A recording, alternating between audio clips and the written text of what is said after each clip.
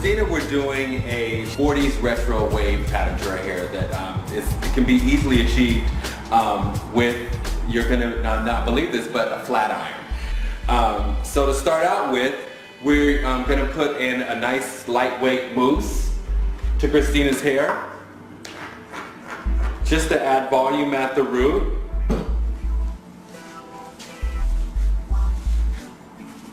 And with straight hair, it's a completely different set of rules than, say, curly or wavier hair. Because this texture, generally women are, trying to get more volume at the root and get their flat hair full. And so, generally with this texture, you remove about 85 to 95% of the water out of the hair before you do anything. This helps to give a lot of lift at the root and body to the hair. So instead of taking your brush to the hair, while it's wet, you just kind of rough dry. Blonde hair also, if highlighted, high lift blondes generally tangle easily, so that's why going in with a non-sudsing shampoo, like either Daily Cleansing Cream or Wind, or some of the few non-sudsing shampoos out there, it's kind of like skincare for your hair. And the benefits to any texture from such a gentle approach to hair care is that you wind up with hair that's easier to handle. And you don't get breakage, and you don't get tangled like you would had you dried the hair out first. As you can see, Christina's hair is almost dry, and we haven't had to take a brush through it yet. We're still building volume. Remember, we're going to add wave and volume to the hair, so we don't need to do too much pulling or adding tension to flatten out the hair. So really, as you can see, the hair texture is nice, it's shiny, it's straight, so you don't have to go in and use a lot of tension or heat to straighten hair that's already straight. You really want to be mindful with the type of heat you put in hair that's been highlighted or that's bleach blondes, as to not get any damage to the hair. Okay, now we've got perfectly dried straight hair ready for your iron. It's detangled and we didn't do any kind of over drying of the hair, so the hair will still have a lot of body into it. We go in and put our waves. Just as another kind of bodybuilding product I like to use is a lightweight dry hairspray. Dry hairsprays actually work better with heat and they don't get sticky or help allow the hair not to get stuck to the iron. And it's not a product that also flattens out the hair, so it's great for prepping the hair prior to styling or using heat work. We're going to start off our waves by, depending on the thickness of your hair, you'll want to take a smaller section if you have thicker hair. And you can take a larger section if you have finer hair.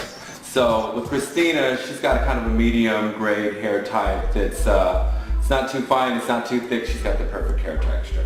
And so we want our sections to be about 1 inch wide, and we're just simply going to wrap the hair around your finger, take your flat iron,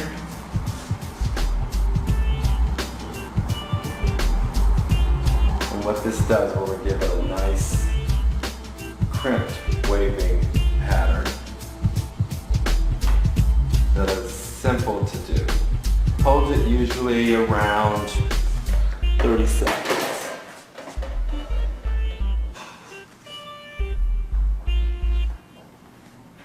And as you can see, you've got a lot of texture to the hair.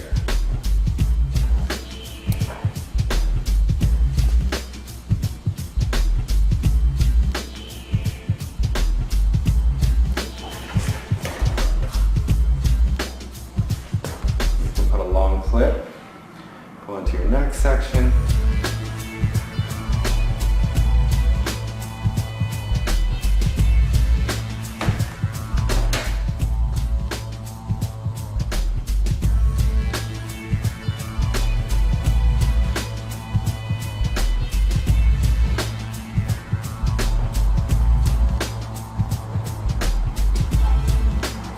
hold that between 15 to 30 seconds.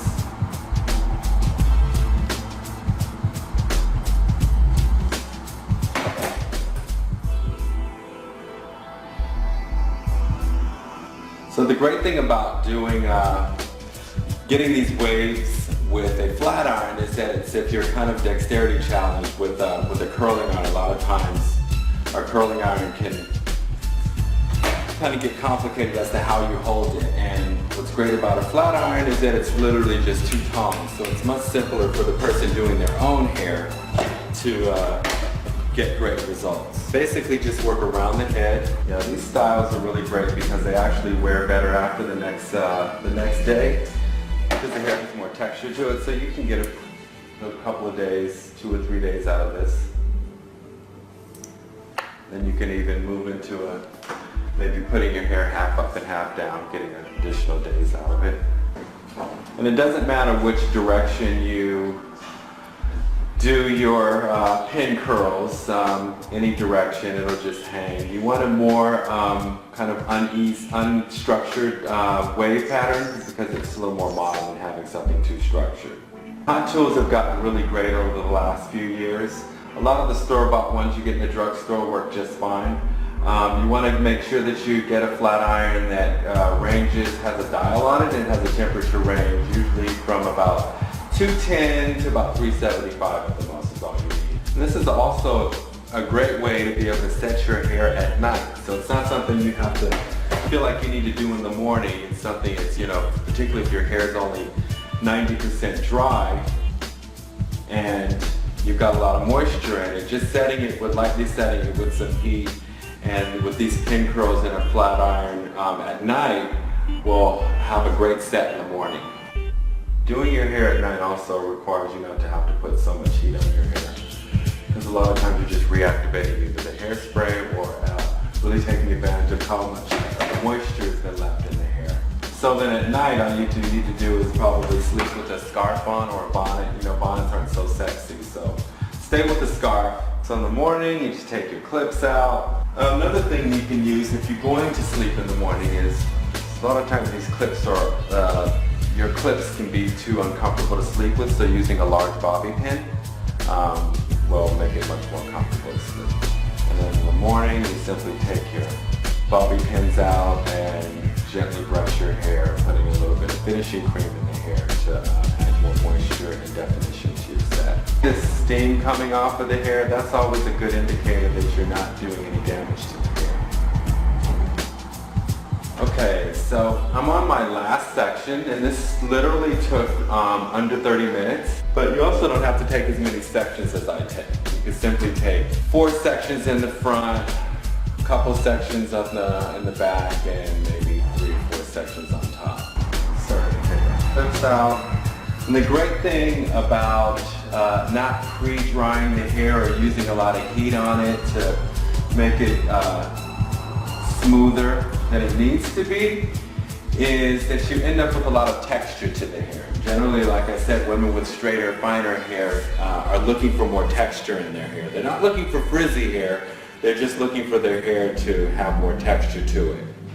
And there's a couple of ways you can go about styling this wave pattern. You could simply let it fall out on its own.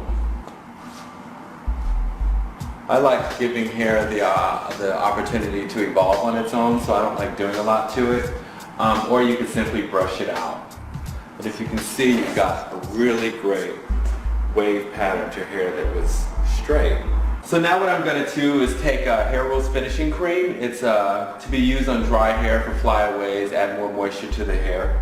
And simply just finger comb the wave pattern. So now I'm going to brush Christina out. Just get more volume to her hair. You can start from the underneath because you don't want to flatten out the hair, so it's best to lift up sections. So a lot of times it appears as though when you brush out your set that you're going to lose the set because the brush kind of straightens out the hair, but have no fear, your curl or wave pattern will always come back in. So don't be afraid to overbrush your style.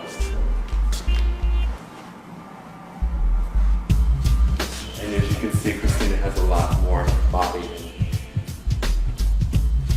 and it's not so structured, so it's a little more modern, and she can wear this kind of for every day. So this is our final look. I'm Dickie, this is Christina, our 40s retro style.